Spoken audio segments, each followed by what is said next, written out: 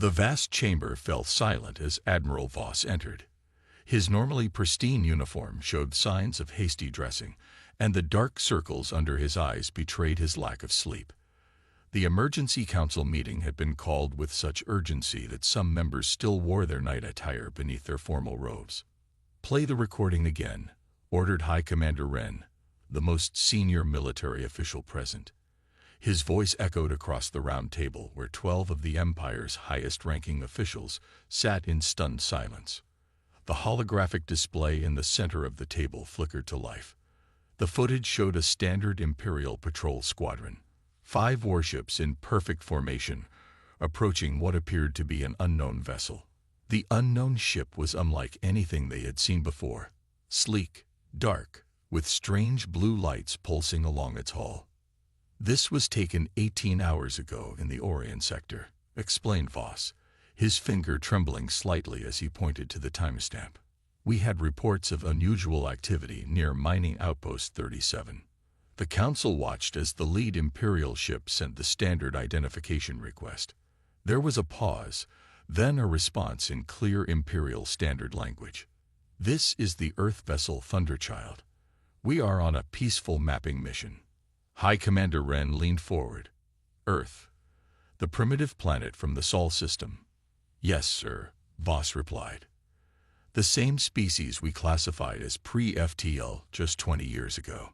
On the recording, the Imperial Squadron Commander could be heard ordering the unknown vessel to power down and prepare for boarding, as was standard procedure for unauthorized ships in Imperial space. What happened next made several council members gasp again, despite having already seen the footage. Instead of complying, the Earth vessel, this Thunderchild, suddenly accelerated at an impossible speed. The Imperial ships fired warning shots, which somehow curved away from the human vessel as if deflected by an invisible force. Then the Thunderchild fired back, not with the expected primitive projectiles or basic energy weapons, but with something that looked like liquid light. The beams cut through the shields of 2 Imperial warships as if they weren't there. The ships didn't explode. They simply went dark, all systems failing at once. "Did they destroy our ships?" asked Trade Minister Loka, her voice barely a whisper. "No," replied Voss. "That's what's most disturbing. They disabled them with pinpoint accuracy. No casualties. The crews report that all essential systems, weapons, engines, communications were perfectly targeted and disabled, while life support remained untouched." The recording showed the remaining 3 Imperial ships attempting to surround the Thunderchild. In response, the human vessel seemed to flicker, and then, impossibly, it was suddenly behind the Imperial formation. "What you're seeing is not a recording error," Voss explained. "Our analysts believe the human ship somehow folded spaced to reposition itself." Science Minister Dax shook his head in disbelief. "That's theoretical technology. We've been researching spatial manipulation for centuries without practical success." The footage continued, showing the Thunderchild firing those strange weapons again, crippling the remaining Imperial ships with surgical precision. Then the human captain's voice came through once more. "Your crews are unharmed. We have no interest in conflict with the Empire. Consider this a demonstration of good faith. We could have destroyed your vessels, but chose not to. The Empire will respect Earth's sovereignty and all human settlements, or next time we will not be so merciful." Then the Thunderchild vanished in a flash of blue light that didn't resemble any known form of faster-than-light travel. High Commander Wren slammed his fist on the table. "How is this possible? Humans are barely able to reach their own moon. Our last survey showed them struggling with chemical rockets." Intelligence Director Mara, who had been silent until now, finally spoke. "That survey was 20 years ago. We deemed them too primitive for follow-up. It appears that was a grave miscalculation. Or deception," added Security Chief Bull. "Perhaps they detected our observation ships and put on a show of primitive technology." Voss shook his head. "Our observers were absolutely undetectable with our cloaking technology." "Clearly not," snapped Wren. Either they fooled us then, or they've made technological advances in 2 decades that should take centuries. The room fell into uneasy silence as the implications sank in. The galactic empire spanned 3 spiral arms of the galaxy, encompassing over 10,000 star systems and hundreds of species. For millennia, they had encountered no civilization that could challenge their technological superiority. Until now. "What do we know about this human civilization?" asked Emperor's voice Terra, the political representative who spoke with the Emperor's authority. Intelligence Director Mara activated her datapad. "Officially, Earth is a quarantined world, classified as pre-FTL. Population approximately 10 billion. Their official space presence is limited to their home system, a small station orbiting their planet, another around their moon, and research outposts on 2 other planets in their system. And unofficially, pressed Terra." Mara hesitated. "We don't know. This ship came from outside the Sol system, which means they have at least 1 colony or base we're unaware of. The technology displayed suggests they're far more advanced than we believed possible." "Could this be some other species using a human identity as cover?" suggested Trade Minister Loka hopefully. "The communication was visual as well as audio," replied Voss. "They were definitely humans." Security Chief Pole stood up and began pacing. "The question is whether this Thunderchild is one exceptional vessel, perhaps experimental, or representative of a human fleet we know nothing about." "Either way," said High Commander Wren grimly, "this changes everything. A species with technology that can bypass our shields and defenses, with faster-than-light capabilities beyond our understanding, sitting on our borders." "What are you suggesting?" asked Terra sharply. "We need to know more," replied Wren. "I recommend an immediate intelligence operation. We need to infiltrate human space, determine their military capabilities, locate their colonies, and assess the threat level." "And if they detect our spies like they apparently detected our observers?" asked Mara. "Then we'll at least know they're watching," said Wren. "But we can't sit idle while this potential threat grows." Emperor's voice Terra was quiet for a moment, then nodded. "Approved. Director Mara, assemble your best agents. Admiral Voss, prepare a containment strategy in case we need to respond militarily." As the council members began discussing details, Admiral Voss stared at the frozen image of the Thunderchild on the display. A chill ran down his spine as he considered the implications. After thousands of years of imperial dominance, they had finally encountered a species that might be their technological superior. And not some ancient, dying civilization, but humans, a species they had dismissed as primitive just 2 decades ago. The galaxy was about to change, and Voss wondered if the Empire was ready for what was coming. Captain Tom Reed of the Thunderchild stood tall as he walked through the hidden doorway of Epsilon 9. The secret human outpost was built inside a hollow asteroid in a system far from Earth, carefully shielded from Empire detection. Few people in the Sol system even knew it existed. "Welcome back, Captain," said Commander Lisa Barnes, the base leader. Her smile was warm, but her eyes were serious. "That was quite a show you put on." Reed nodded. "The crew performed perfectly. The Empire's ships were exactly where our intel said they would be." They walked through a corridor carved from the asteroid's rock. Around them, men and women in blue uniforms worked at stations monitoring space in all directions. This was humanity's forward operating base, the edge of their hidden network. "The Council is waiting," Barnes said, leading Reed to a large door at the end of the corridor. Inside the meeting room, 5 people sat around a round table. They were the Human Defense Council, the secret group that had guided humanity's hidden space program for the past century. "Captain Reed," said Admiral Wilson, the oldest member, "your mission was a success. The Empire now knows we exist as more than just primitives." "They seemed quite shocked by our technology," Reed replied, taking his seat, "especially the spacefold drive." "As we intended," said Dr. Morgan, head of the science division. She activated a holographic display in the center of the table. For 200 years, we've hidden our true capabilities. The demonstration you provided was carefully calculated to shake their confidence without revealing our full strength. The hologram showed the Thunderchild's encounter with the Imperial patrol from multiple angles. Reed watched his ship perform the spacefold maneuver that let it jump behind the Imperial ships without conventional FTL travel. "Tell us exactly how they responded," said General Parker, the military leader. Reed leaned forward. "They were completely unprepared.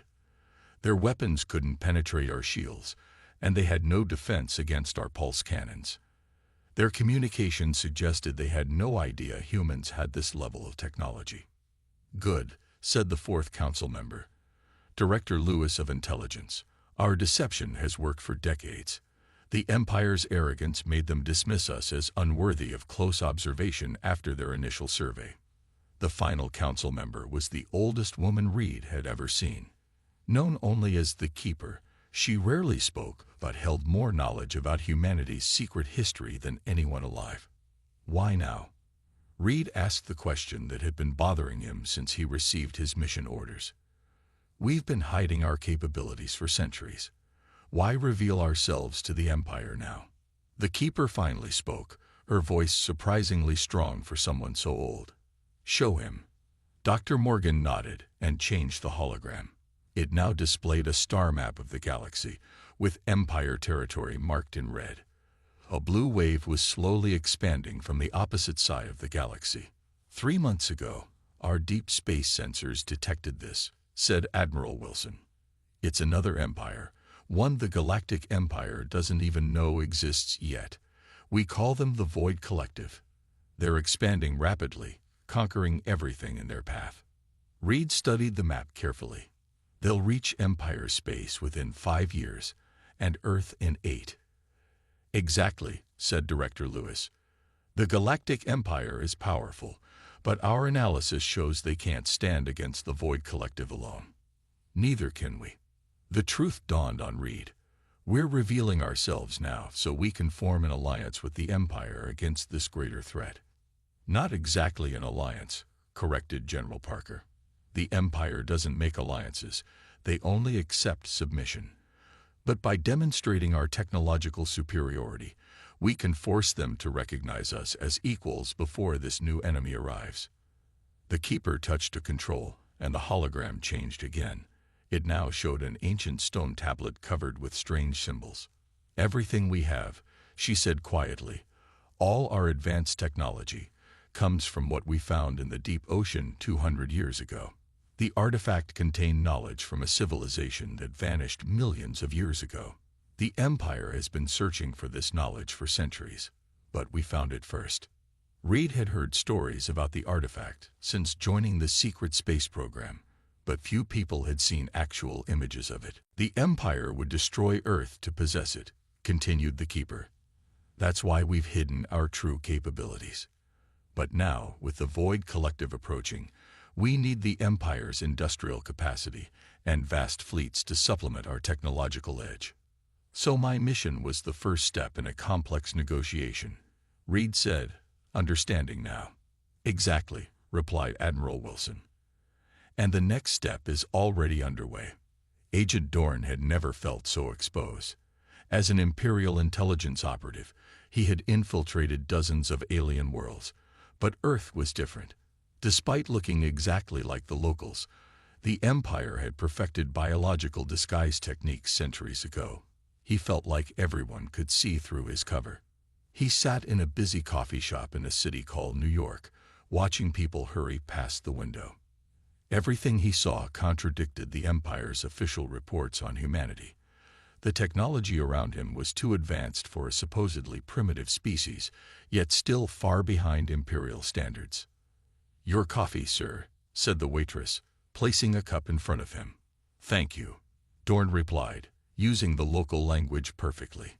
His mission was to gather information about human military capabilities after the shocking encounter with the Thunderchild. So far, he had found nothing unusual. Earth's visible space program seemed primitive compared to Imperial technology. Chemical rockets, Basic space stations, nothing that could explain the advanced warship. Dorn's communicator, disguised as a local smartphone, vibrated. He checked it casually, seeing a message from another Imperial agent operating in a region called Europe. Found something. Transit hub in Norway. Unusual energy readings. Dorn finished his coffee and left payment on the table. 3 days on Earth had yielded little information, but this might be his first real lead. 20 hours later, hidden in the forests of Norway, Dorn watched through high-powered optics as trucks entered what appeared to be a simple mountain tunnel. His scanner detected brief energy spikes each time the tunnel door opened. Energy signature matches partial readings from the Thunderchild encounter, he whispered into his recorder, consistent with advanced shielding technology. After dark, Dorn approached the tunnel entrance. No guards were visible, but his scanner detected multiple sensor systems. The Empire's intelligence briefing had suggested that human security would be basic and easy to bypass. The briefing was wrong. As Dorn attempted to disable the first sensor, a field of energy suddenly appeared around him, freezing him in place. He couldn't move, couldn't speak, could barely breathe. "Imperial intelligence, I presume," said a voice from the darkness. A woman stepped into view, wearing a simple uniform with no markings. "You're the third one we've caught this week. Your Empire works quickly."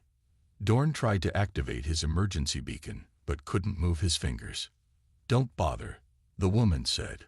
"We're blocking all transmissions. Your handlers won't know what happened to you." More figures emerged from the shadows. They placed a device on the ground near Dorn. It projected a hologram of Earth, surrounded by small dots that expanded outward into nearby star systems. "We know you're looking for our secret," the woman said. "Let me save you some trouble. Those dots represent human colonies and outposts. 57 of them, all hidden from Imperial sensors. We've been out there for over a century, watching you while you thought we were trapped in our own solar system." The last thing Dorn saw before losing consciousness was the hologram expanding to show hundreds of ships marked with Earth insignia, positioned throughout what the Empire had always considered its secure territory. Commander Trell stood on the bridge of the Imperial flagship Dominance, watching the stars through the massive view screen. Behind him, 50 Imperial warships formed the most powerful reconnaissance fleet assembled in the past decade. Their mission was simple: find the limits of human space and test their defenses. "Status report," Trell demanded, his four-fingered hand tapping impatiently on the command console. "We've crossed the boundary of charted space, sir," replied his second-in-command, Officer Mech. "We are now in the region where the Thunderchild was first encountered." Trell nodded. The Grand Admiral had been clear. This was not an invasion force, but a show of strength. The Empire needed to know exactly what they were dealing with before committing to full military action. "Any sign of human vessels?" Trell asked. "Nothing, Commander," said the sensor officer. "Space is clear for 10 light minutes in all directions." Trell frowned. Intelligence had suggested the humans must have a base somewhere in this sector. Had they retreated upon detecting the Imperial fleet? That would be the wise choice. Despite the impressive technology of the Thunderchild, no species could hope to match the combined might of 50 Imperial warships. "Sir," the sensor officer's voice rose in alarm. 3 ships just appeared. They weren't there a second ago. "On screen," ordered Trell. The view screen shifted, showing 3 vessels that had somehow appeared directly in the path of the Imperial fleet. They were still 5 light minutes away, too far for a surprise attack, but their sudden appearance was disturbing. "How did they get there?" demanded Trell. "Did they use standard FTL?" "No, sir," the sensor officer replied, her voice shaking slightly. "No FTL signature detected. They just appeared." Trell studied the 3 human ships. One was clearly the Thunderchild, now familiar from the recordings. The second was similar in design but smaller. The third ship, however, was something else entirely, at least 3 times larger than the Dominance, with a smooth black hull that seemed to absorb light rather than reflect it. Analysis of the large vessel. Trell asked, trying to keep his voice steady. Energy readings are off the charts, sir, reported the science officer. Our sensors can't penetrate its hull. Based on size comparison, I would classify it as a dreadnought-class warship. A human dreadnought. The concept seemed impossible just days ago. The Empire had classified humans as a primitive species barely able to reach their own moon. Yet here they were, fielding a warship that dwarfed the Imperial flagship. They're hailing us, sir, said the communications officer. Trell straightened his uniform. On screen. The view screen changed to show a human male in a dark blue uniform with silver markings on the shoulders. He appeared to be in his middle years, with short gray hair and a calm expression. Imperial Fleet, this is Captain Robert Miller of the Earth vessel Avalon. You have entered space that the Earth Defense Force considers its security zone. State your intentions. Trell stepped forward, drawing himself up to his full height. This is Commander Trell of the Imperial flagship Dominance. You will stand down and prepare to be boarded. The Empire does not recognize any claim by Earth to territory beyond your own system. The human captain's expression didn't change. Commander Trell, we have no desire for conflict. I propose we meet to discuss the situation diplomatically. The Avalon has suitable facilities for such a meeting. Trell almost laughed. The human was inviting him onto their vessel. Did they think Imperial commanders were so foolish? There will be no meeting, Trell replied coldly. The Empire does not negotiate with pre-spacefaring species who have somehow acquired technology beyond their understanding. You will surrender your vessels for inspection, or we will take them by force. For the first time, a flicker of emotion. Was it disappointment? Crossed the human's face. I had hoped for a more reasonable response. Please be aware that while we prefer peaceful resolution, we are prepared to defend ourselves. Before Trell could respond, Officer Mech whispered urgently in his ear, Sir, sensors detect targeting systems from all 3 human vessels locked onto our ships. They could fire at any moment. Trell considered his options. 50 Imperial warships against 3 human vessels should be overwhelming odds. But the memory of how easily the Thunderchild had disabled an Imperial patrol gave him pause. Stand by weapons. Trell ordered quietly, then addressed the human again. Captain Miller, this is your final warning. Power down your vessels or face the consequences. Miller sighed visibly. Very well. We will maintain our position. If your fleet approaches within 1 light minute of our location, we will consider it a hostile action. The communication ended, and the view screen returned showing the 3 human ships, still maintaining their position. Orders, sir? Asked Officer Mech. Trell studied the situation. His mission was to test human defenses, not start a war. But retreating now would be seen as weakness. Advance the fleet at half speed, he commanded. Full shields, weapons ready but do not fire unless I give the order. The Imperial fleet began moving forward slowly, maintaining perfect formation. The human vessels remained motionless, making no attempt to retreat. They're still within the 1 light-minute boundary they specified, reported the navigator after several minutes. Continue advance, ordered Trell. Let the humans fire first, he thought. Then the Empire would have justification for full-scale war. As the leading edge of the Imperial fleet crossed the invisible 1 light-minute boundary, Trell tensed, expecting the humans to open fire. Instead, the 3 ships remained still. Sir, said the communications officer, we're receiving a broad-spectrum transmission from the human vessels. It appears to be music. Music? Trell repeated, confused. Before anyone could explain, a junior weapons officer on the far side of the bridge shouted, "For the glory of the Empire," and fired his station's weapons at the smallest human vessel. "Belay that," Trell roared, but it was too late. A bright beam of energy shot from one of the Dominance's forward cannons, streaking across space toward the human ships. The beam never reached its target. Halfway between the fleets, it simply vanished, as if absorbed by invisible shields. For a moment, nothing happened. Then Officer Mech shouted, "Energy spike from the human dreadnought." Thin blue beams shot out from the Avalon, so fast they were barely visible. They didn't target the Dominants, however. Instead, each beam struck a different Imperial ship with surgical precision. On the tactical display, Trell watched in horror as 45 of his 50 ships suddenly went dark, their power systems offline. Only the Dominants and 4 other vessels at the rear of the formation remained operational. "Damage report," Trell demanded. "No destruction, sir," reported the tactical officer in disbelief. "The human weapons only disabled engines, weapons, and shields. Life support and basic power remain functional on all affected ships." The communication system activated again, showing Captain Miller's face. This time, there was no mistaking the disappointment in his expression. "Commander Trell, despite your officer's action, we have chosen not to destroy any of your vessels. Your crew members are unharmed. Consider this demonstration complete.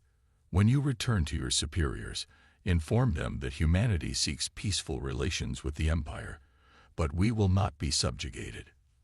The transmission ended, and the 3 human ships began to move. They didn't turn or accelerate in the conventional sense. They simply faded from view, like ghosts disappearing into mist. Trell stood silent on the bridge, staring at the now empty space where the human vessels had been. In less than a minute, without destroying a single Imperial ship or taking a single life, the humans had neutralized a fleet that could have conquered an entire sector. "Orders, sir," asked Officer Mech quietly. Trell took a deep breath. "Assist the disabled ships. Prepare for return to Imperial space." After a pause, he added, "And prepare my report to the Grand Admiral. The situation is more complicated than we anticipated." The Grand Council chamber on Imperial Prime had never been so full. Representatives from all major Imperial worlds crowded the giant circular room, their voices creating a constant buzz of nervous conversation. At the center, the 12 members of the High Council sat in tense silence, waiting. Grand Admiral Tholos, the supreme military commander of the Empire, studied the reports in front of him for the 5th time.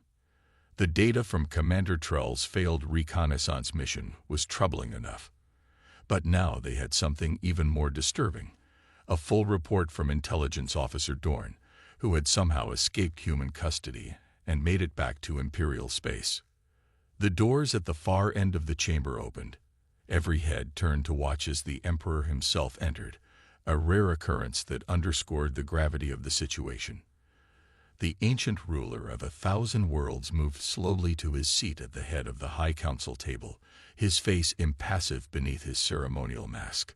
When the Emperor was seated, Grand Admiral Tholos stood. "Your Imperial Majesty, honored counselors, we face an unprecedented situation. What we believe to be a primitive species has revealed itself to possess technology that may surpass our own." He activated the central hologram, showing the encounter between Commander Trell's fleet and the 3 human vessels. The chamber fell silent as they watched 45 Imperial warships disabled in seconds without a single casualty. "As you can see," continued Tholos, "the humans could have destroyed our fleet but chose not to. This suggests they are either remarkably merciful, a few counselors scoffed at this idea, or they are making a calculated display of power while keeping their true capabilities hidden." The Emperor's voice, rarely heard in council, cut through the room. "What do we know of their true capabilities, Admiral?" Tholos gestured to a small, thin man standing at the edge of the chamber.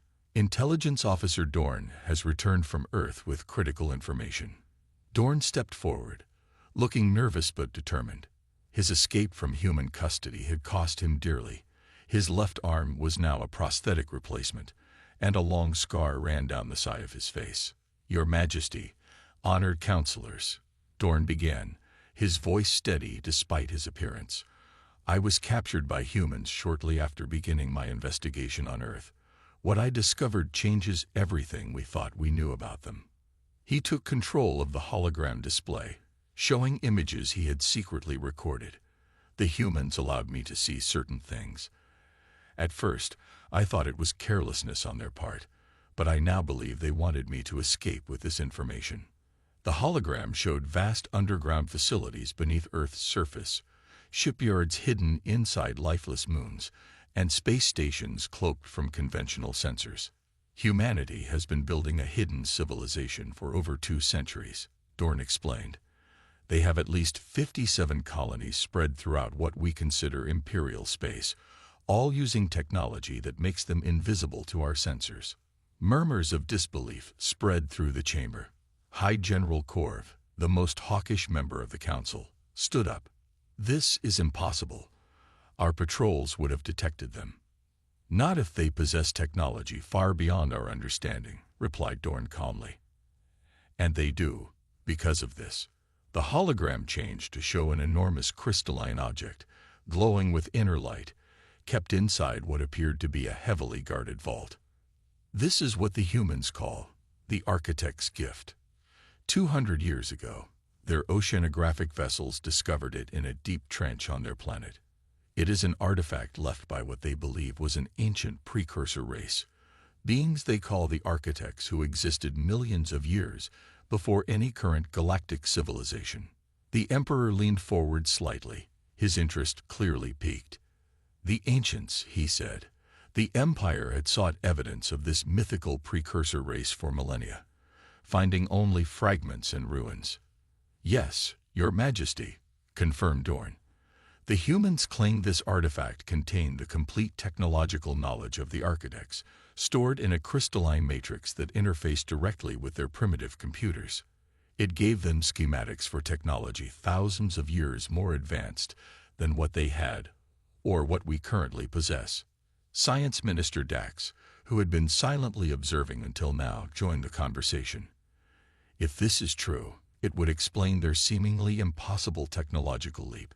Space folding drives, energy weapons that bypass shields, sensors that can detect our cloaked observers, all theoretical technologies we've been unable to perfect." "And did the humans tell you why they've hidden their true nature for so long?" asked the Emperor, his voice revealing nothing of his thoughts. Dorn nodded. "They claimed they feared the Empire would destroy them to possess the artifact. They said they needed time to build their defenses before revealing themselves." "A reasonable fear," noted Philos. "It's exactly what High General Korv is about to propose we do now." Korv didn't deny it. "We should assemble the Grand Fleet immediately. If we strike quickly at their home world, we can seize this artifact before they can mobilize their hidden forces." The hologram changed again, showing a map of human territory based on Dorn's intelligence. Hundreds of dots representing human ships and bases appeared throughout supposedly secure Imperial space. "It's too late for that," said Dorn quietly. "They let me see this intentionally. Their ships are already positioned throughout our territory. If we launch an attack on Earth, they could strike at dozens of our key worlds simultaneously." The chamber erupted in angry shouts and fearful exclamations. The Emperor raised a hand, and silence immediately fell. "Continue, Officer Dorn," he commanded. "Why would they reveal themselves now, after 2 centuries of hiding?" Dorn's expression became grave. "This is perhaps the most disturbing part, Your Majesty. The humans claim there is another power approaching from the far side of the galaxy, something they call the Void Collective. According to their intelligence, this collective has already consumed hundreds of star systems and will reach Imperial space within 5 years." He brought up new images, showing strange ships of a design completely unlike anything Imperial or human. The vessels appeared almost organic, with twisted structures that hurt the eyes to look at for too long. "The humans claim they need our help, or more accurately, they claim we need theirs. They believe that neither humanity nor the Empire can stand alone against this collective." Grand Admiral Philos studied the images carefully. "Do we have any independent confirmation of this threat?" "None," admitted Dorn. "Our long-range sensors don't reach that far, and we have no outposts in the regions the humans claim have been taken by this collective." High General Korv scoffed. "Convenient. They invent an imaginary threat to force us into an alliance." "Perhaps," said Dorn, but they seemed genuinely concerned. The woman who interrogated me, their head of security, said something I found interesting. She said, "We could have remained hidden for another century, safe in our corner of the galaxy. Instead, we're revealing ourselves and risking everything. Ask yourself why we would do that if the threat weren't real." The Emperor was silent for a long moment, considering. Finally, he spoke. "We face three possibilities. First, the humans are telling the truth about everything. They found advanced technology, built a hidden civilization, and now warn us of a greater threat. Second, they are lying about this collective to manipulate us into accepting their power. Third, they are lying about everything, including their capabilities." He looked around the chamber. "What do our instincts tell us?" Science Minister Dax spoke first. "The technology they've displayed is real. No one can fake the kind of space-folding drive we witnessed." Intelligence Director Mara nodded in agreement. "And their hidden bases must exist. It explains too many anomalies we've detected over the years, but dismissed as sensor errors." Grand Admiral Thelos cleared his throat. "Whether or not this void collective exists, the humans could have remained hidden. By revealing themselves, they've made themselves vulnerable. That suggests they believe they need us for something." The Emperor nodded slowly. "Then we shall proceed carefully. We will neither attack nor submit. We will engage diplomatically while preparing for all possibilities." He turned to Grand Admiral Thelos. "Arrange a meeting with these humans, somewhere neutral. I want to see what they truly want from the Empire." The space station hung in orbit around the gas giant, its neutral gray structure deliberately plain and unthreatening. Built in less than a week specifically for this meeting, it represented something unprecedented in Imperial history, a diplomatic summit between the Empire and a species it had previously considered primitive. Admiral Voss stood at the viewport of the Imperial diplomatic vessel, watching as the human ship approached. Unlike the military vessels they had encountered before, this one was smaller and clearly designed for diplomatic purposes. Its sleek white hull bore the simple blue emblem of Earth, a circle with a stylized representation of their home planet. "They're right on time," noted Imperial diplomat Larn, who stood beside him. "Punctuality suggests respect, at least." Voss said nothing. Since the failed reconnaissance mission and Officer Dorn's report, he had been chosen to represent the Empire's military interests at this unprecedented meeting. The choice made sense. He had been the first high-ranking official to witness footage of the Thunderchild and had led the initial response. But he felt the weight of responsibility heavily on his shoulders. "Remember," said Larn quietly, "the Emperor wishes us to appear strong but reasonable. We neither accept their claims without proof nor dismiss them without consideration." "I understand diplomacy," replied Voss stiffly. "I've negotiated surrender terms for 17 species." Larn smiled thinly, "but never as the potentially weaker party. That makes this different." Before Voss could respond, their shuttle docked with the neutral station. 6 Imperial guards in ceremonial armor formed around them as they walked through the connecting corridor. The meeting chamber was a perfect circle, with 2 identical doors on opposite sides. The room was empty except for a round table in the center with chairs arranged around it. The ceiling was transparent, offering a view of the swirling clouds of the gas giant below and the stars above. Exactly on time, the opposite door opened. 6 humans in dark blue uniforms entered first, taking positions that mirrored the Imperial guards. Then came a tall, gray-haired man with an air of quiet authority, followed by a woman whose piercing gaze immediately locked onto Voss. "Ambassador David Jackson." The man introduced himself with a slight bow. "Representing the United Earth Government and its colonies." "Commander Susan West," said the woman. "Earth Defense Force." Larn stepped forward. "Imperial Diplomat Larn, voice of His Imperial Majesty." He gestured to Voss. "Admiral Voss, representing the Imperial Military Command." They took their seats at the table. For a moment, silence filled the room as both sides studied each other. Ambassador Jackson spoke first. "We appreciate the Empire's willingness to meet.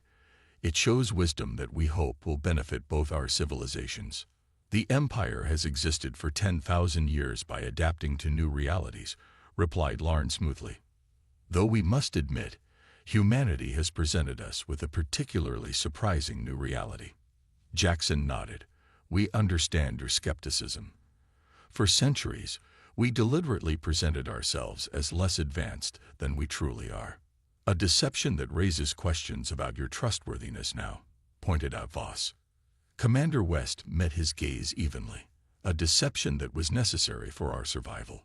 Your empire has a well-documented history of absorbing or eliminating potential rivals. We bring stability and progress to primitive worlds," countered Larn. "You bring subjugation," said West bluntly. "We chose a different path." Ambassador Jackson raised a hand slightly, and West fell silent. The gesture reminded Voss of how the Emperor could quiet an entire council with the smallest movement. "We are not here to debate the past," said Jackson. "We face a threat that concerns us both." He placed a small device on the table. It projected a three-dimensional map of the galaxy, with Imperial territory marked in red and human space in blue. The third color, a sickly green, spread from the opposite side of the galaxy, like a stain slowly bleeding across the stars. "The Void Collective," said Jackson. "We detected their first movements 8 years ago. Their technology is unlike anything we've encountered, possibly even beyond what we derived from the Architect's gift." Voss studied the map carefully. "You claim they've already consumed hundreds of systems, yet the Empire has detected nothing. Their method of expansion doesn't generate the usual signatures your sensors would detect," explained Commander West. "They don't use conventional FTL travel. They spread through what we call space-folding cascades, essentially breaking down the barriers between points in space on a massive scale."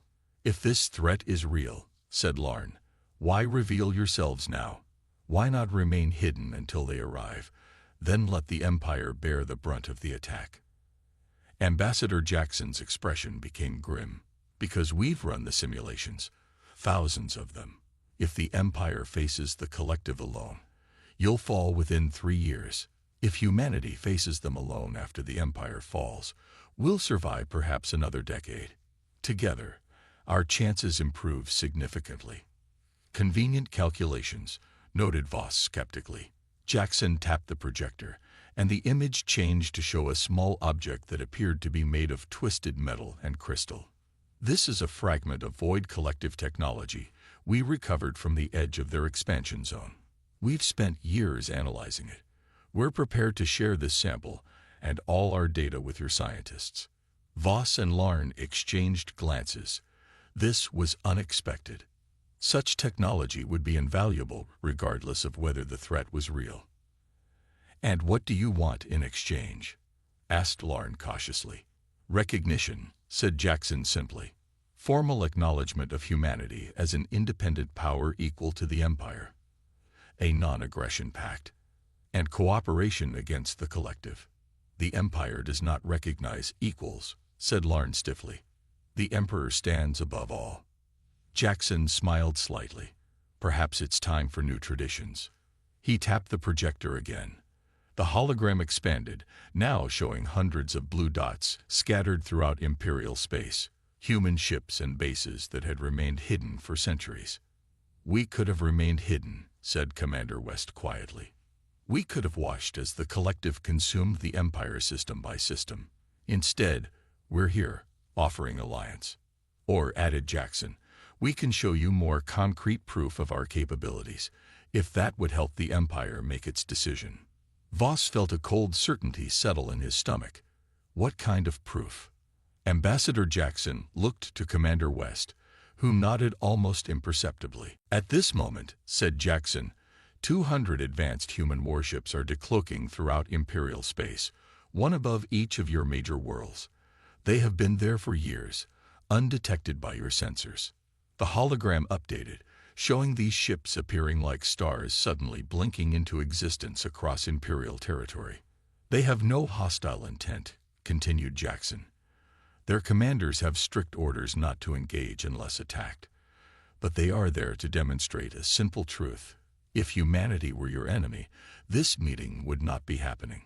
The Empire would already be facing an internal threat it could not counter. Voss clenched his jaw, knowing that reports of these ships would already be flooding Imperial command channels. The diplomatic communication device at his belt had been vibrating constantly for the past minute. "This is not how peaceful negotiations are conducted," said Larn, his diplomatic mask slipping to show genuine anger. "No," agreed Jackson. "This is how negotiations between equals are conducted. We respect the Empire's power and history. We ask only for the same respect in return." He slid a data crystal across the table. "This contains everything we know about the Void Collective, including the coordinates where your ships can independently verify their advance. It also includes a proposed treaty of mutual recognition and defense." Voss picked up the crystal, turning it in his fingers. After a moment of consideration, he addressed Commander West directly. "If we verify this threat and agree to your terms, what happens to your ships currently positioned above our worlds?" "Half will return to human space," she replied. "Half will remain, but openly, as part of our joint defense network. We have no desire to occupy or threaten Imperial worlds, only to ensure our own safety." Larn had regained his composure. "I must consult with the Emperor before any agreement can be reached." "Of course," said Jackson.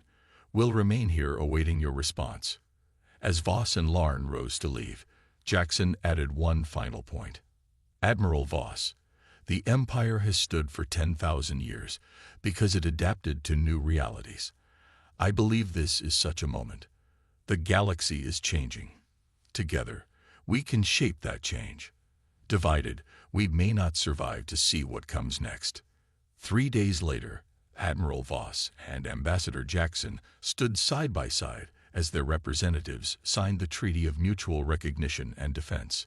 It was not the complete alliance the humans had hoped for, nor the submission the Empire had initially expected. It was something new, a first step toward a different kind of relationship than the Empire had ever permitted. As Voss watched the signing, his communicator quietly alerted him to a new development. Imperial deep space probes, sent to the coordinates provided by the humans, had confirmed the existence of the Void Collective. The threat was real. "This changes everything," Voss said quietly to Jackson. The human ambassador nodded.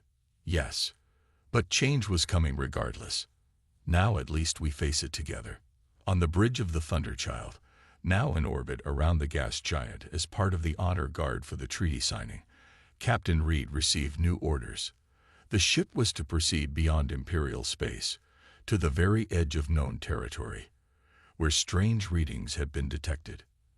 As Reed studied the mission briefing, he allowed himself a small smile. Humanity had stepped onto the galactic stage at last. The deception was over. Now the real work would begin, preparing for the storm that was coming. The Thunderchild's engines hummed to life as it broke orbit and prepared for spacefold. Ahead lay the unknown, but for the first time in centuries, humans would not face it alone. The smell of burning metal filled the underground facility. James Anderson walked through the long steel corridor, his footsteps echoing in the silence. Above ground, the world was ending, but down here, humanity's last hope was waiting. The attack had come 3 years ago. The alien ships had appeared without warning, their weapons turning Earth's greatest cities to ash within hours. They called themselves the Coalition of Advanced Species, and they saw humans as nothing more than primitive beings unworthy of the stars. James touched the old photo in his pocket, the last picture of his wife and daughter, taken just days before the Coalition turned his home city to dust. He wasn't supposed to keep personal items in the facility, but some rules weren't meant to be followed, even by a ship captain. "Captain Anderson," a voice called out.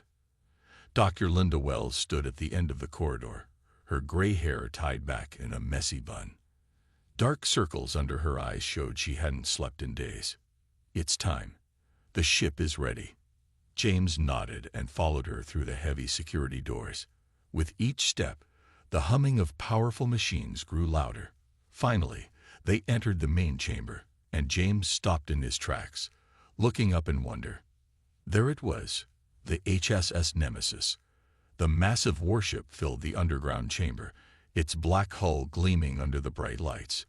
It didn't look like any human ship, nor did it match the smooth designs of coalition vessels. It was something new, a perfect mix of stolen alien technology and human creativity. Beautiful, isn't she? Linda smiled, leading him toward the entry ramp. But the real magic is inside. Atlas is waiting to meet you. James had read about Atlas in the briefings, an artificial intelligence unlike anything ever created.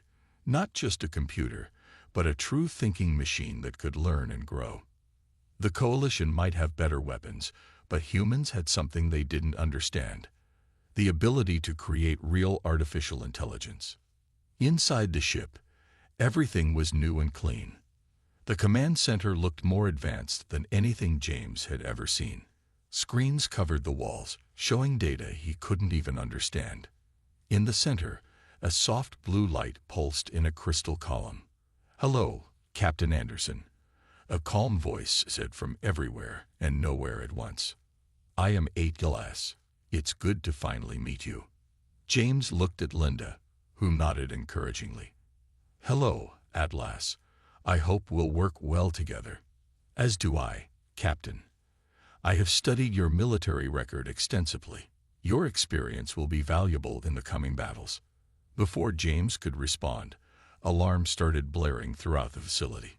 Linda rushed to a console, her face going pale. "They've found us. Coalition forces are breaking through the outer defenses." "How?" James demanded. "This facility was supposed to be completely hidden." "They must have detected the power readings from our last test," Linda said, her fingers flying over the controls. "We have maybe 20 minutes before they reach this level." James straightened his back, years of military training taking over. "Then we launch now. Is the ship ready?" "Yes, but we haven't tested all systems in real conditions." "And the crew?" "There's no time for the full crew," James cut in. "How many people do we absolutely need to run this ship?" Linda thought for a moment. "With Atlas helping, no more than 5 for basic operations." "Then get them here now. Everyone else needs to evacuate through the emergency tunnels." James turned to the blue light of Atlas. "Can you handle combat operations with a skeleton crew?" "Yes, Captain. My systems are fully operational. However, I must warn you that my combat algorithms are untested in real situations." "We'll learn together then."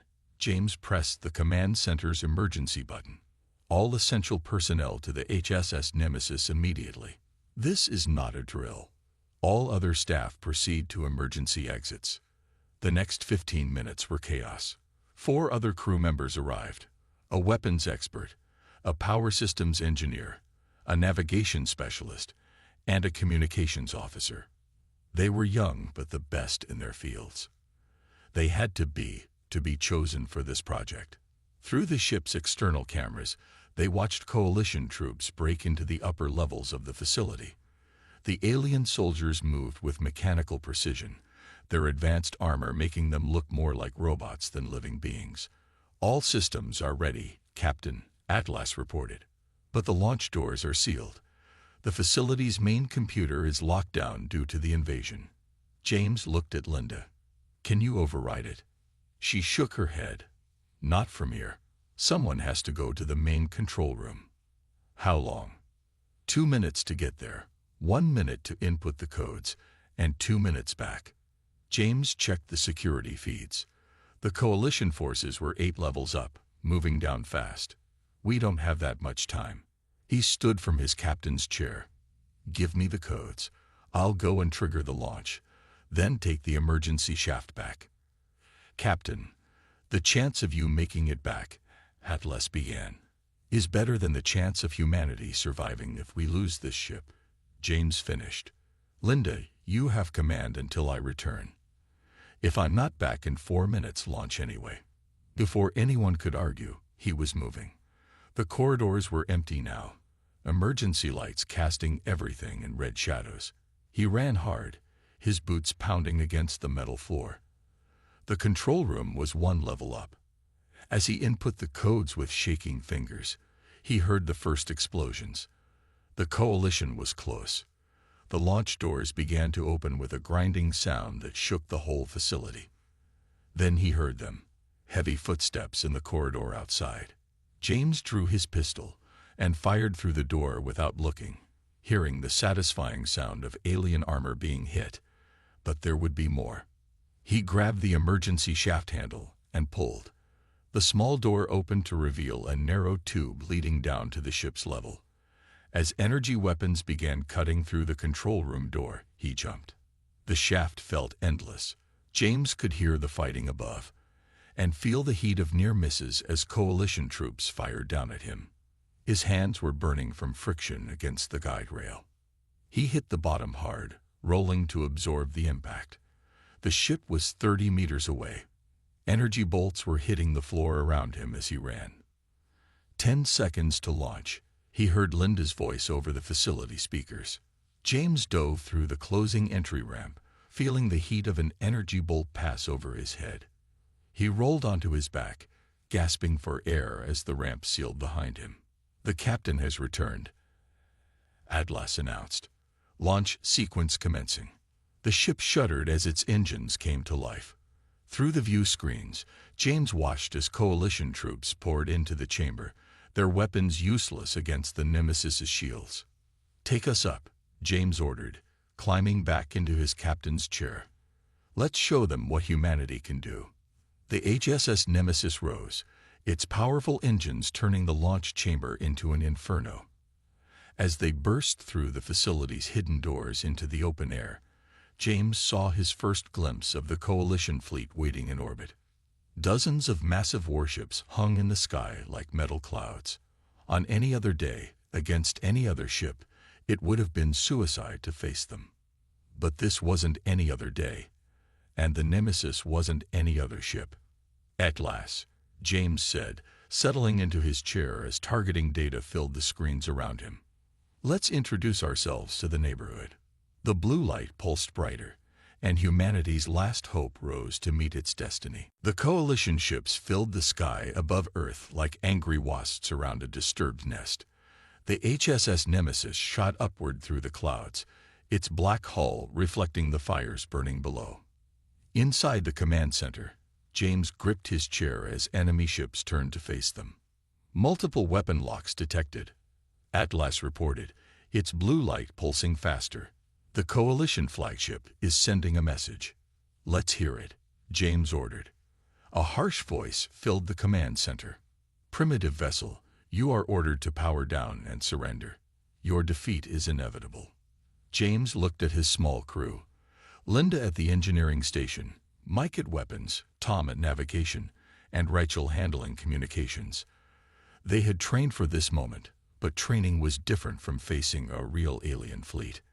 "Atlas, what are our chances?" James asked quietly.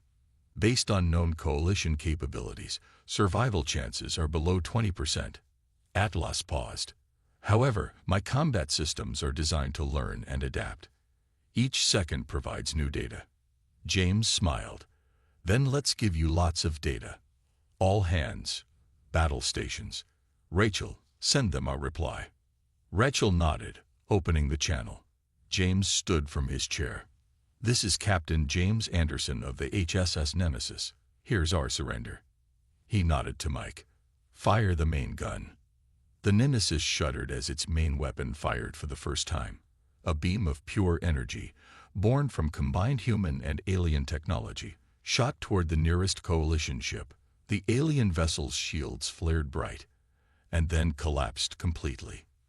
The beam cut through its hull like paper, splitting the massive ship in two. For a moment, everything was silent. Then all hell broke loose.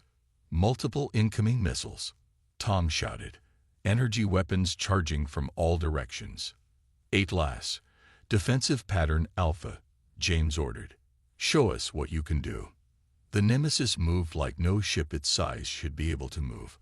It twisted and turned, avoiding the first wave of missiles. Its shields blazed as they absorbed energy blasts, but held firm. Analyzing enemy weapon patterns, Atlas announced. Adjusting shield frequencies. Efficiency improved by 20%. Another coalition ship exploded as the Nemesis's main gun fired again. But the aliens were learning too. The next ship they targeted managed to partially deflect the beam. They're adapting to our main weapon, Linda reported from engineering. Power consumption is increasing to maintain the same effect. Atlas, options. James asked as the ship shook from a heavy hit. Enemy shield modifications recorded and analyzed. Calculating new attack frequencies. The AI's voice remained calm even as warnings flashed across the screens. Captain, I believe I can match their adaptations in real time, but it will require more direct control of ship systems. James looked at Linda, who nodded. Do it, Atlas. Full system integration. The blue light in the central column spread through the ship's interior. Displays flickered as Atlas took direct control. When the next coalition ship fired, the Nemesis's shields didn't just block the attack. They reflected it back, destroying the enemy vessel with its own weapons. Remarkable, Linda whispered, watching her engineering displays. Atlas is rewriting our defense protocols on the fly, creating completely new shield configurations I've never seen before.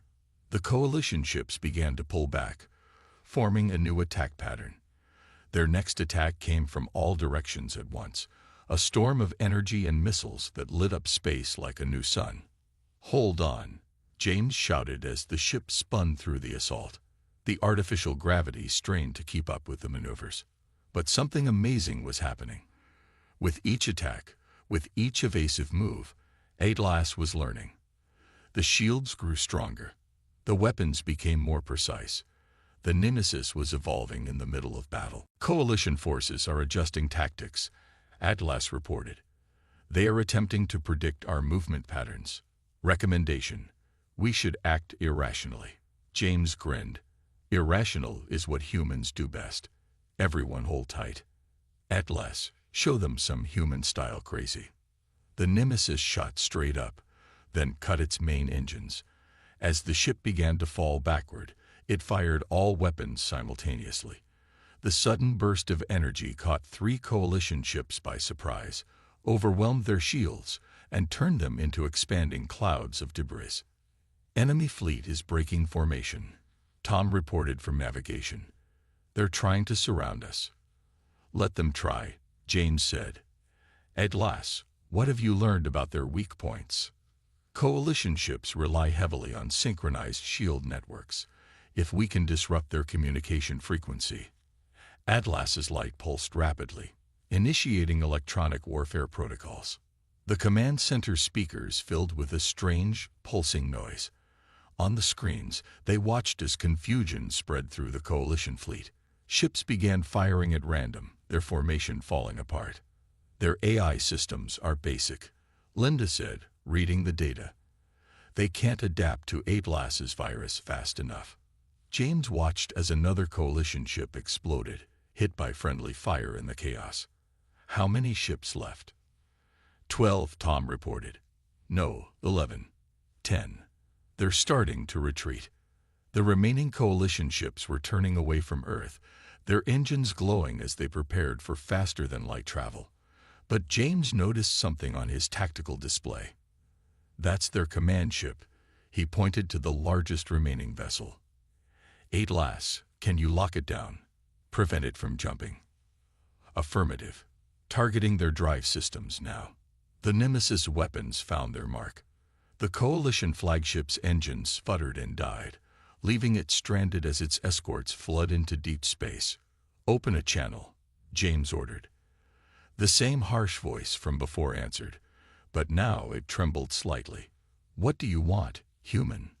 I want you to deliver a message to your leaders, James said. Earth is under the protection of the HSS Nemesis now.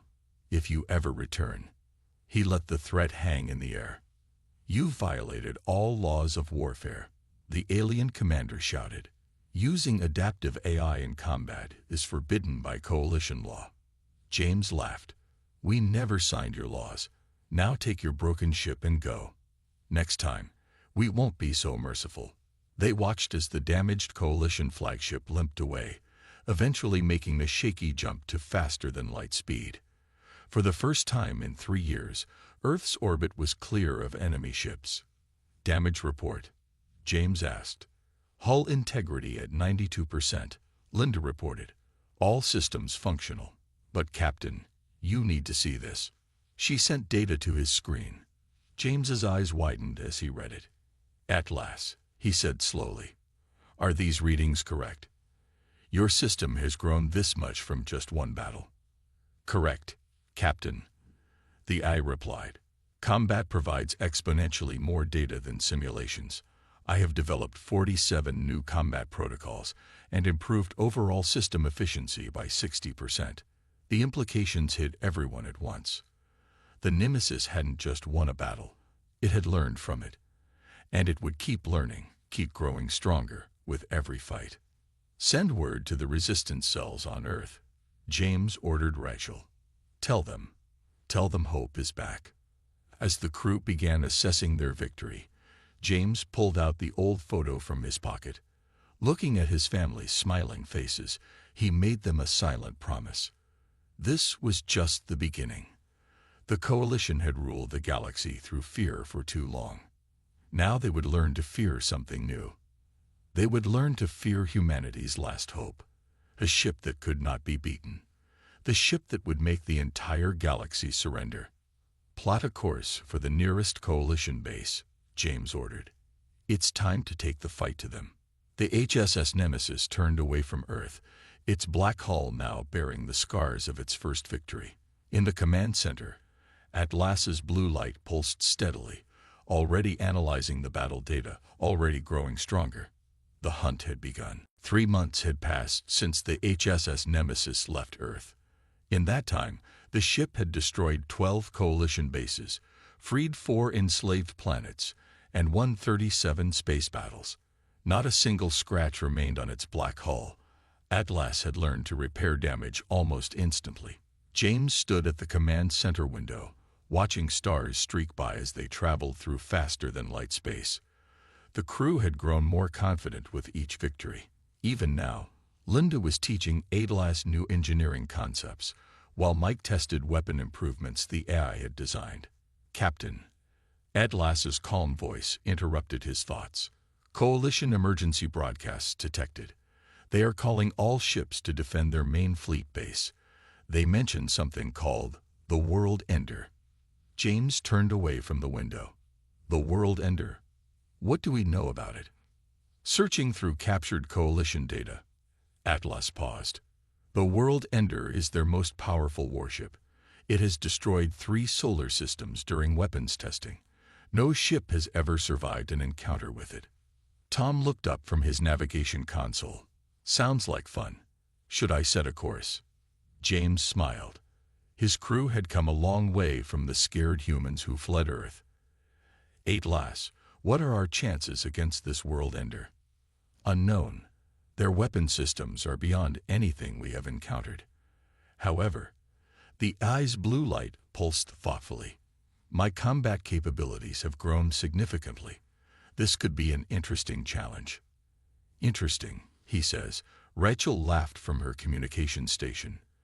"Remember when you used to give us percentage chances of survival? I have learned that humans perform better without such specific predictions." Atlas replied, causing everyone to laugh. James sat in his captain's chair. "Tom, plot a course for the Coalition fleet base. Let's go see this unbeatable ship." The Nemesis dropped out of faster-than-light travel near the Coalition base. What they saw made everyone gasp. The World Ender was massive, at least 20 times larger than the Nemesis. Its hull was blood-red and covered in weapon ports. Around it, hundreds of Coalition ships formed a protective barrier. "Well," Mike whispered from his weapons station, "that's big." Before James could respond, every Coalition ship opened fire at once. A wall of energy and missiles filled space between them and the Nemesis. "Evasive action," James ordered, but Atlas was already moving the ship. The Nemesis danced through the attacks like they were standing still. Their targeting systems are primitive, Atlas reported, already adapting our shields to await. The AI's voice changed slightly. The World Ender is powering up its main weapon. A massive beam of red energy shot from the World Ender. It was bigger than anything they had ever seen. The Nemesis barely dodged it, and watched in horror as the beam hit a nearby moon, making it explode instantly. That, Linda said from engineering, might be a problem. Atlas? Analysis? James asked, gripping his chair as they avoided another barrage. The World Ender's main weapon uses a form of energy I have not encountered before. Its power output is concerning. Direct hits would overwhelm our current shield configuration. So we avoid getting hit, James said. Can we get closer? Test its defenses. The Nemesis shot forward, weaving through enemy fire. Its own weapons blazed, destroying smaller coalition ships with ease. But when they fired at the World Ender, their attacks bounced off its shields without effect. Their shield technology is impressive, Atlas said. But there is something strange about their energy pattern. Captain, request permission to try something dangerous. Granted, James said immediately. He had learned to trust Atlas's ideas. The Nemesis charged straight at the World Ender, guns blazing. The massive ship fired its planet-killer beam again. But this time, instead of dodging, the Nemesis turned to face it directly. Atlas, what are you doing? Linda shouted as warnings flashed across her engineering screens. Learning, the AI replied calmly. The red beam hit the Nemesis's shields. For a moment, the command center was bathed in crimson light. Warning sirens blared as the shields strained to hold. But they did hold, and Atlas was analyzing every second of the impact. Fascinating, the AI said as they pulled away. Their weapon's energy pattern is similar to our shield harmonics, with some adjustments. The Nemesis's shield suddenly glowed with a red tinge. When the World Ender fired again, the beam didn't just hit their shields, it was absorbed by them. Power levels rising, Linda reported excitedly. Atlas is converting their weapon energy into shield power. The more they shoot, the stronger we get, James finished. Atlas, you beautiful machine. Can we send that energy back at them? Calculating now. Their shield frequency is complex, but with the energy we absorbed, yes. Ready to fire. The Nemesis's main gun glowed red as it charged up.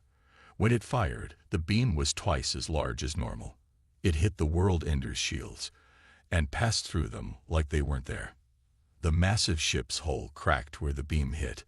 Secondary explosions blossomed along its length. Direct hit, Mike shouted. Their shields are down. But the World Ender wasn't finished. It fired all its weapons at once, while launching thousands of fighter craft from its hangars. They're getting desperate, James observed. Atlas, let's show them what else you've learned. The next few minutes were like watching a dance. The Nemesis moved in ways that should have been impossible for a ship its size.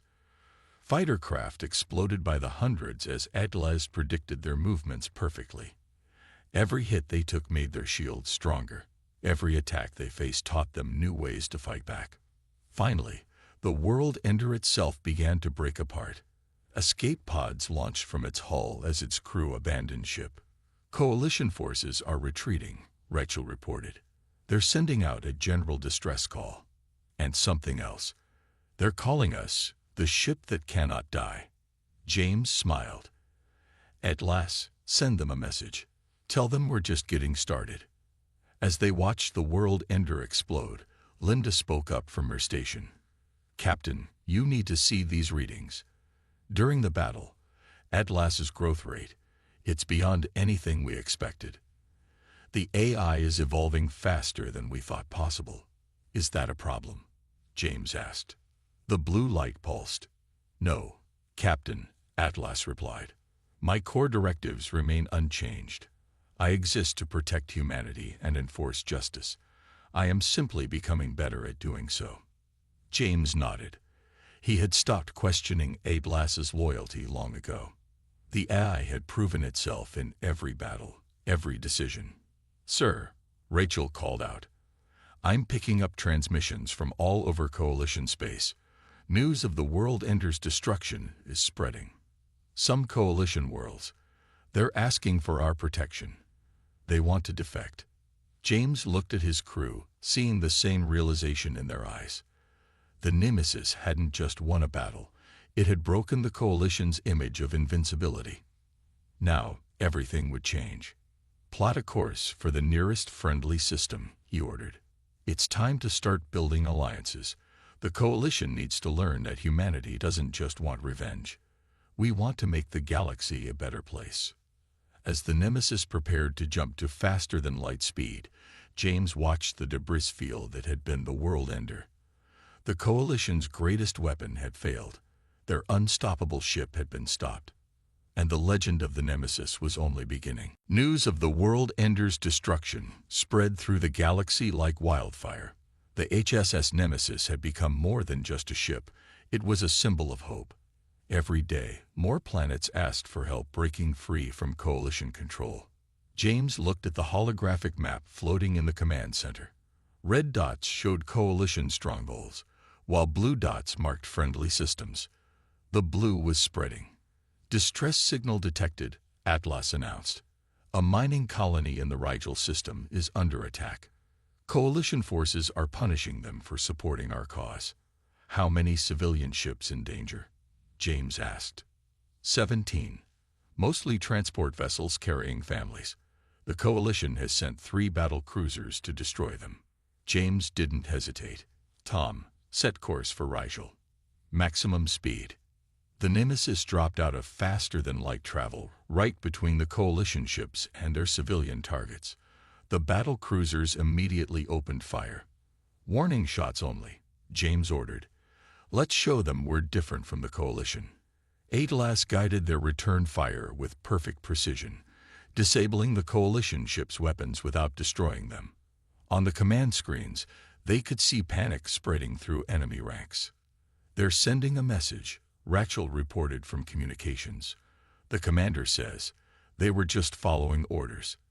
They're asking for mercy, and they shall have it," James replied. "Atlas, prepare to receive prisoners. Linda, make sure we have enough space in the holding cells."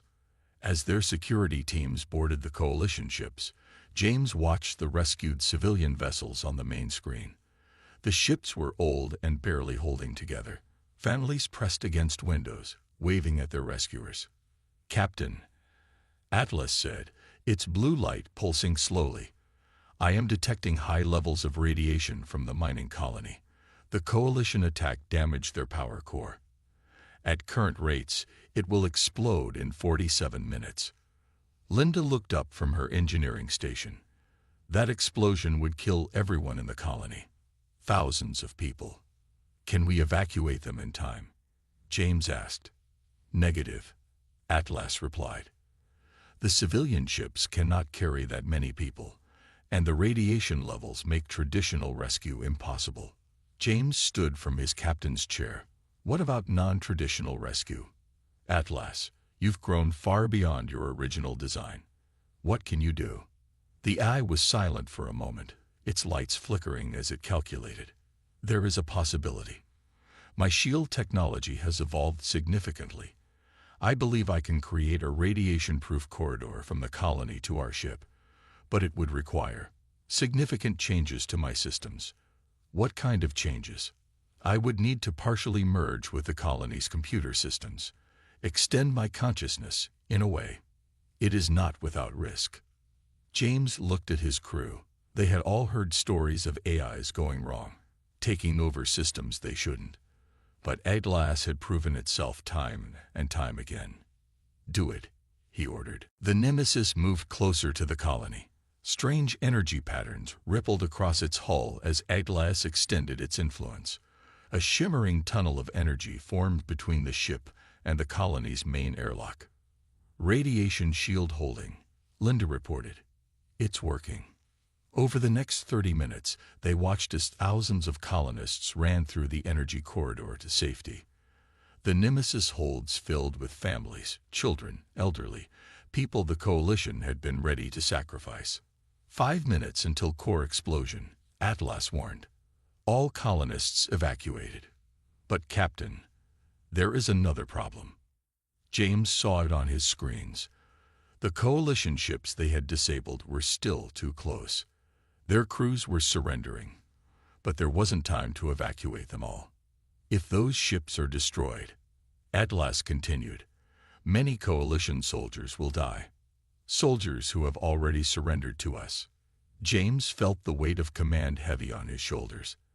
This was what separated them from the coalition, the value they placed on all life.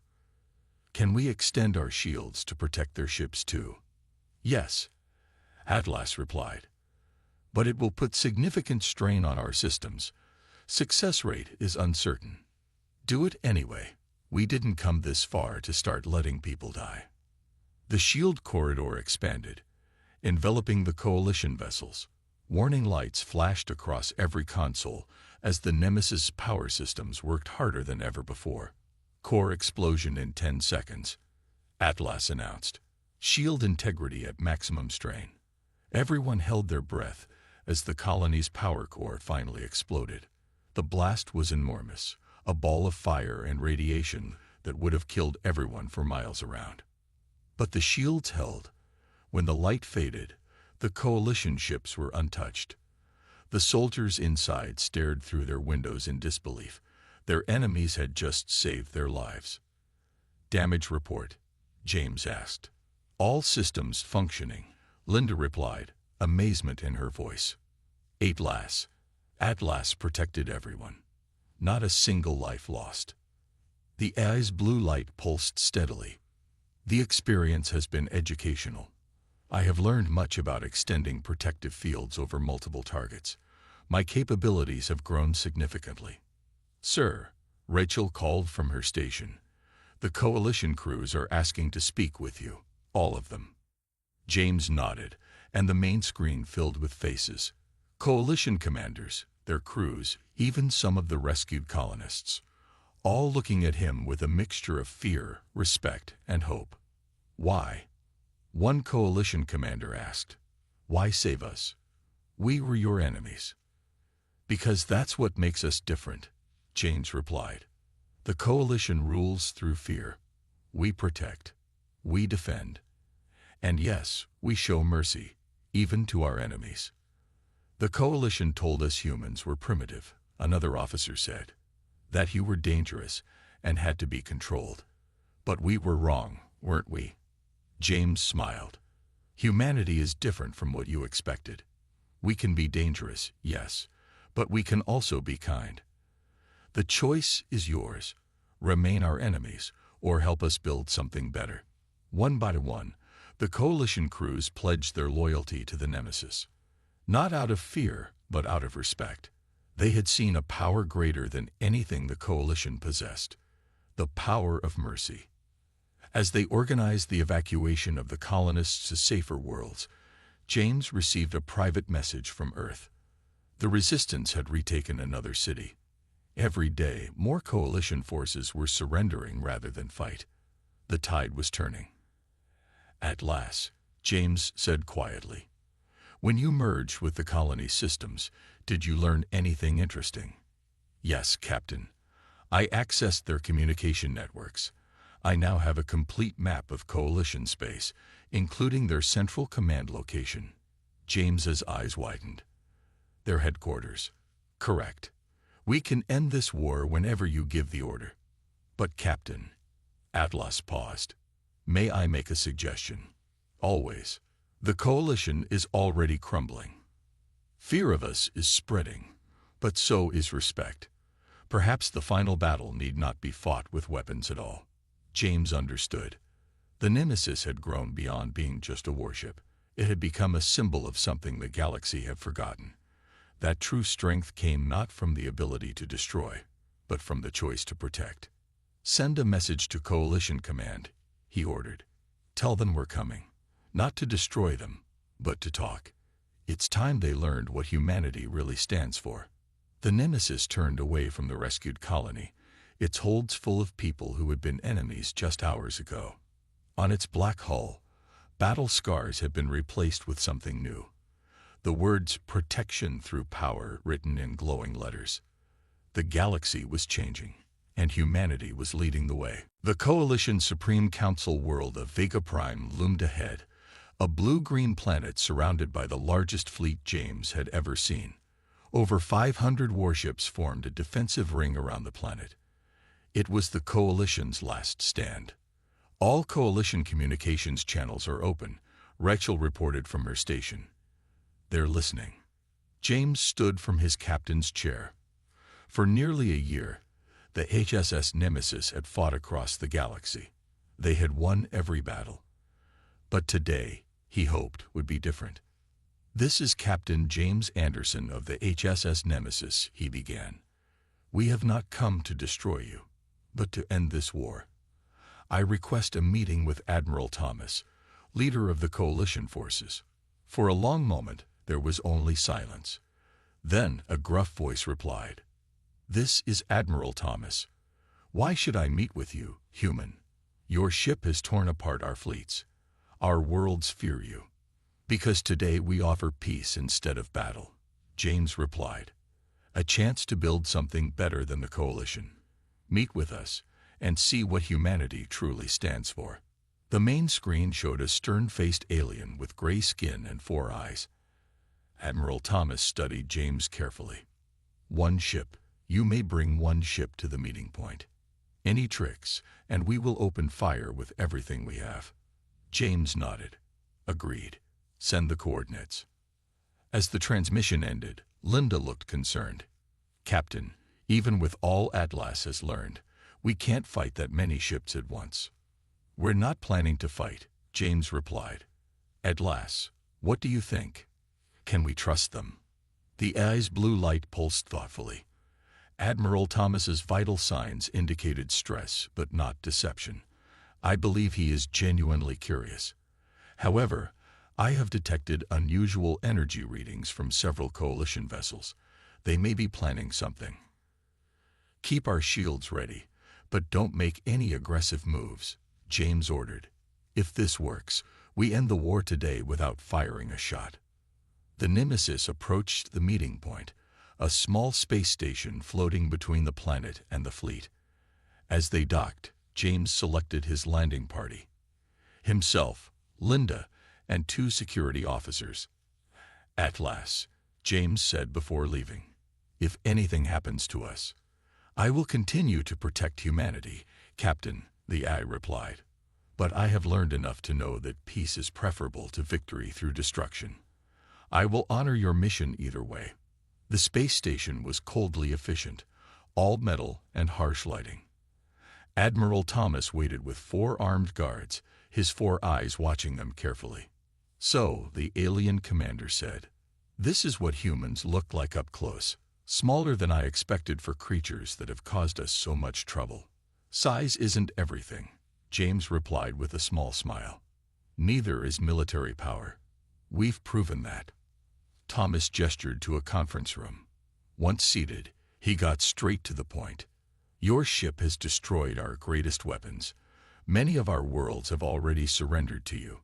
What terms do you demand from us?" James leaned forward. "Not surrender. Alliance. Equality for all species.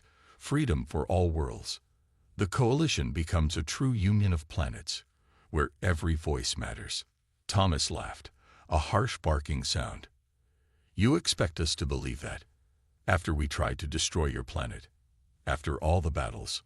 "Yes," James said simply. "Because humans understand something your Coalition never did. Revenge is easy. Forgiveness is power. We could destroy your remaining fleets, but what would that accomplish? More death, more hatred." Before Thomas could respond, alarms began blaring throughout the station. One of his guards whispered something in his ear. "You promised no tricks." Thomas snarled, standing up. "Your ship is powering weapons." "No," James said, shocked. "We wouldn't." His communicator beeped. "Captain." Atlas's voice came through clearly. Coalition ships are moving into attack formation. They have activated a new weapon system. It appears they plan to ambush us during negotiations. Thomas looked genuinely confused. I gave no such order. This is a coup, James finished. Someone in your command doesn't want peace. Through the station windows, they could see the coalition fleet breaking formation. Some ships were turning to fire on others. Chaos had erupted. We need to get back to the Nemesis, James told his team. Then he looked at Thomas. You should come with us. I think your leadership has just been challenged. The admiral hesitated, then nodded sharply. My security detail comes too. As they raced back to the docking bay, the space station shook from nearby explosions. Coalition ships were firing on each other now, those loyal to Thomas fighting against those who wanted to continue the war. At last, James called as they boarded the Nemesis. Status report. 42% of coalition forces appear to be following hardliners who reject peace talks, the AI replied. They are targeting both us and ships loyal to Admiral Thomas. The situation is deteriorating rapidly. Once on the command deck, Thomas stared at the battle unfolding on the screens. Those fools, he muttered. They'll destroy everything. We can stop this, James said. Together. Atlas, can you open a channel to all ships in the area? Both sides need to hear this. The AI complied, and James gestured for Thomas to join him. This is Admiral Thomas, the alien commander began. To all coalition forces, stand down immediately. This war ends today. Some ships stopped firing, but many continued their attack. A massive cruiser was heading straight for the Nemesis, weapons charging. They won't listen, Thomas said grimly. The hardliners would rather die than admit humans deserve equality. James looked at Atlas's blue light. Options. I have been developing a non-lethal shutdown system, the AI replied. It would temporarily disable all weapons and propulsion systems in range. However, I cannot guarantee it won't cause some ships to crash into each other. James looked at Thomas. Your call, Admiral. These are your people. Thomas stared at the battle, his 4 eyes blinking rapidly. Finally, he nodded. Do it. Save as many as you can. Atlas, proceed, James ordered. The Nemesis began to pulse with energy, unlike anything they had seen before. Waves of soft blue light spread outward, washing over ship after ship. As each wave hit, the affected vessels went dark, weapons powering down, engines shutting off. Within minutes, the entire battlefield had gone silent. Hundreds of ships floated powerless, their crews unharmed but unable to continue fighting. What did you do to them? Thomas asked in wonder. Atlas shut down their systems, Linda explained. They're all alive, just taking a timeout. Now they'll listen, James said. Atlas, open communication channels to all ships. Emergency power only, so they can hear us but not fight. With all eyes on him, James addressed the combined fleets. This is Captain James Anderson of Earth. Today, you have a choice. Continue a war that will end with more destruction, more death on both sides, or join us in building something better. The HSS Nemesis could destroy your remaining forces. You've seen what we can do. But instead, we offer peace. Admiral Thomas stepped forward. As leader of coalition forces, I accept this offer. The war is over. Let us build a new alliance, based on respect rather than fear. A cheer went up from the Nemesis crew. After a year of fighting, of running, of countless battles, it was finally over. Over the next hours, the Nemesis used its technology to safely restart each coalition ship. Most accepted the peace terms immediately. A few hardliners were taken into custody by Thomas's loyal forces. As the day ended, James stood alone in the Nemesis observation deck, watching the coalition world below. Soon, Earth representatives would arrive to formalize the peace agreement. The galaxy would enter a new era. Captain, Atlas's voice came softly through the speakers. May I join you? Of course, James replied. A holographic figure appeared beside him, a tall, blue-tinged human shape. It was the first time Atlas had created a visual form for itself. I thought this might be easier for conversation. The AI explained. I wanted to thank you, Captain. Thank me. For what? For teaching me that power without mercy is meaningless. I was designed as a weapon, but you showed me how to be more. How to protect rather than destroy. James smiled. You learned quickly. As did humanity. The galaxy expected you to seek revenge. Instead, you offered peace. Together, they watched as the first diplomatic ships from Earth arrived. The war that had nearly destroyed humanity had ended not with a final battle, but with words of peace. The HSS Nemesis, the warship that had made the entire galaxy surrender, had accomplished its mission. Not through fear, but through something much more powerful: hope.